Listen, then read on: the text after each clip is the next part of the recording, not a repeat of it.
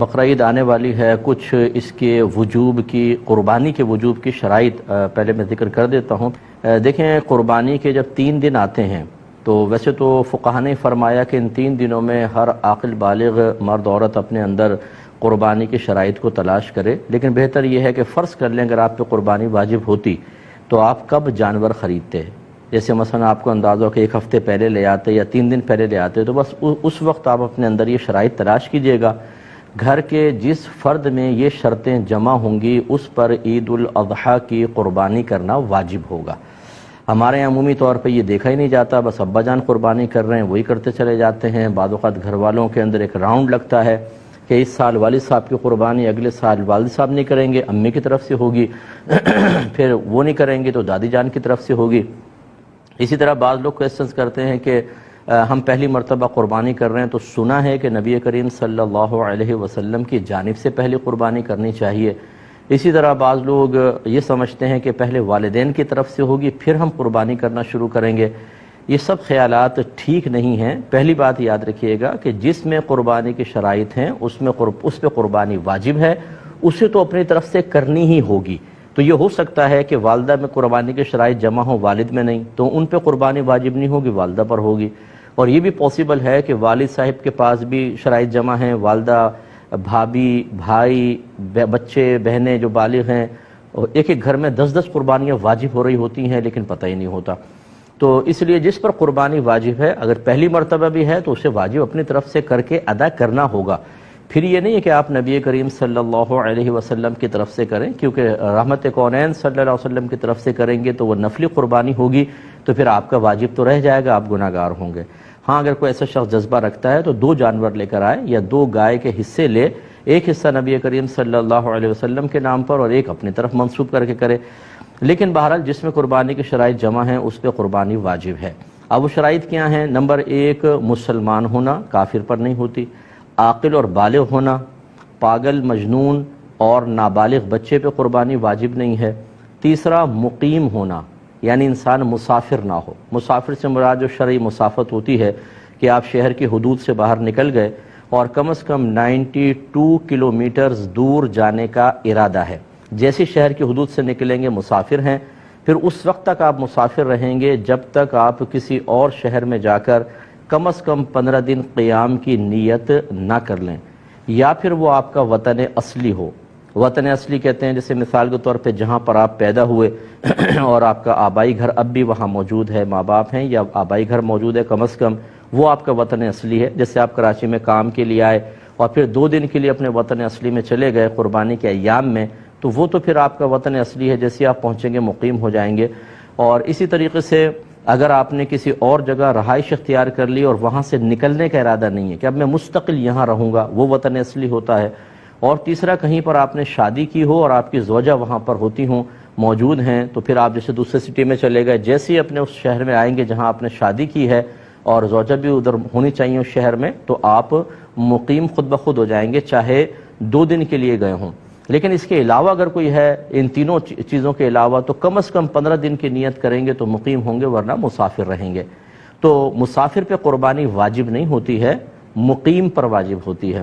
اور چوتھا، یہ اچھی طرح ذہن میں رکھیے گا کہ قربانی کے 3 دنوں میں اگر آپ کے پاس اتنا مال ہے کہ جس کی مالیت 52.5 تولہ چاندی تک پہنچ جائے اور وہ آپ کی ضرورت سے یا حاجت اصلیہ سے زائد بھی ہو، تو آپ پہ قربانی واجب ہوگی، یعنی یہ قربانی کا نصاب ہے۔ 52.5 تولہ چاندی تقریباً آج کل 45,000 50,000 کا حساب کر لیں آپ، بس اتنا اگر اماؤنٹ آپ کے پاس ہے اور آپ کی ضروریات زندگی سے زائد ہونا چاہیے۔ ضروریات زندگی میں کون سا ہوگا؟ جیسے اگر فرض کر لیں آپ کو سیلری ملی تو راشن لینا ہے، بچوں کی فی پے کرنی ہے، اور چیزیں ہیں، یا گھر کے جو ضروریات زندگی کا سامان ہوتا ہے، جیسے آپ کے کپڑے ہیں، آپ کے جوتے، اور اگر آپ نے اے سی لگایا ہوا ہے وہ بھی حاجت اصلیہ میں آتا ہے، آپ کا فریج، واشنگ مشین، برتن وغیرہ، یہ سب حاجات اصلیہ میں آتے ہیں۔ اسی طرح آپ کا ذاتی مکان، یہ حاجت اصلیہ میں ہے۔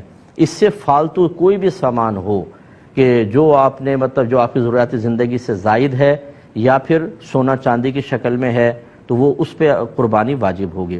لہٰذا اب آپ کو دیکھنا یہ ہوگا، مثال کے طور پہ اگر کسی بہن کے پاس 1 تولہ سونا ہے تو یقیناً 52.5 تولہ چاندی تک اس کی قیمت پہنچتی ہے، تو ان پر قربانی واجب ہوگی۔ یہ زکوٰۃ کے نصاب کو نہ دیکھیے گا، اس میں یہی لکھا ہے کہ اگر کسی کے پاس بھی کسی بھی قسم کا مال ایسا ہو جو حاجت اصلیہ سے زائد ہو اور اس کی مالیت 52.5 تولہ چاندی تک پہنچ جائے تو اس شخص پہ قربانی واجب ہے۔ لہٰذا یہاں تک فقہا نے لکھا ہے، مثال کے طور پہ اگر آپ نے کوئی مکان کرائے پہ چڑھایا ہوا ہے تو وہ تو آپ کی ضرورت سے زائد ہے نا، تو اس مکان کی بھی مالیت کا حساب ہوگا، قربانی واجب۔ اسی طریقے سے اگر آپ کا ذاتی مکان آپ رہ رہے ہیں، اس میں 6 کمرے ہیں، 4 یوز ہوتے ہیں، 2 کمرے بالکل بند پڑے ہوئے ہیں، ان 2 کمروں کی قیمت کا بھی حساب کیا جاتا ہے۔ اسی طرح آپ کے وہ کپڑے جو آپ پہنتے نہیں ہیں، چھوڑ دیے، جیسے بہنوں کے شادی کے ہوتے ہیں، ایک سوٹ صرف شادی کے ٹائم میں پہنا جاتا ہے، پھر ایسی فالتو پڑا ہوا ہے، اس کی قیمت کا بھی اعتبار ہوگا، یعنی جو بھی حاجت اصلیہ سے زائد۔ اسی طریقے سے اگر آپ نے BC بھری ہوئی ہے اور ابھی آپ کی نکلی نہیں تو سمجھ لیں وہ آپ کا قرضہ آپ نے دیا ہوا ہے، اس کی مالیت کا بھی حساب ہوگا۔ اسی طرح کسی کو قرض دیا ہوا ہے آپ نے، اس کی مالیت کا بھی حساب ہے۔ تو خلاصہ کلام یہ ہے کہ قربانی کے دن جب قریب آ جائیں تو آپ یوں کریں، جتنا آپ کا سونا ہے اس کی قیمت نکلوا لیں، چاندی کی قیمت نکلوائیں، جتنا کیش روپیہ پڑا ہے وہ بھی، پرائز بانڈ ہوں، شیئرز ہوں، سیونگ سرٹیفکیٹس آپ نے لے کے رکھے ہیں، ان سب کی قیمت اس میں ایڈ کر لیں۔ اس کے علاوہ آپ نے اگر BC دی ہے اور ابھی نکلی نہیں، وہ آپ کا قرض ہے سمجھ لیں، اسے بھی ایڈ کریں۔ کسی کو ویسی قرض دیا ہوا ہے وہ بھی اس میں ایڈ کر لیں اور اس کا ٹوٹل نکال لیں۔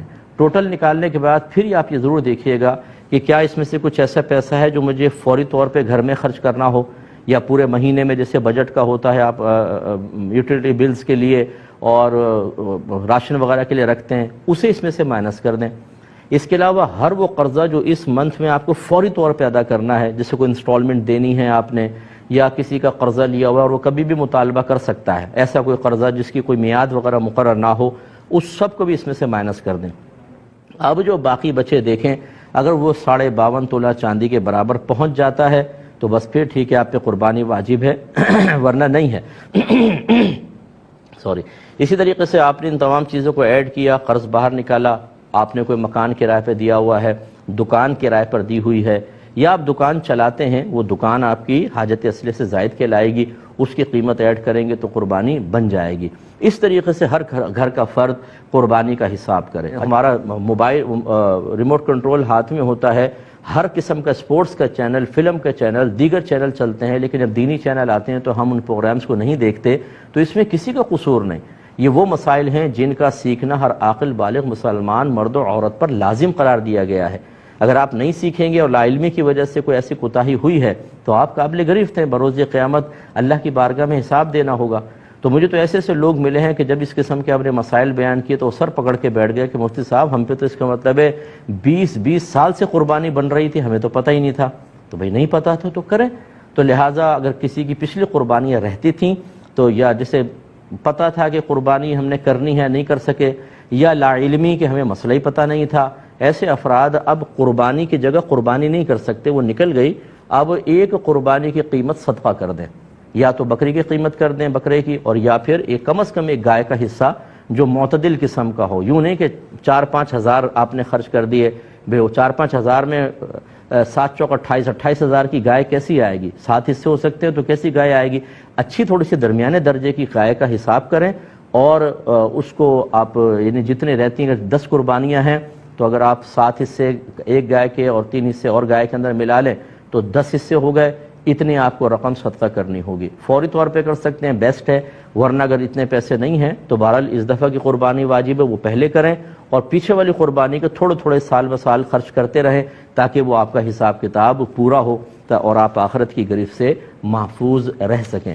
اللہ تعالیٰ سمجھ کی توفیق عطا فرمائے۔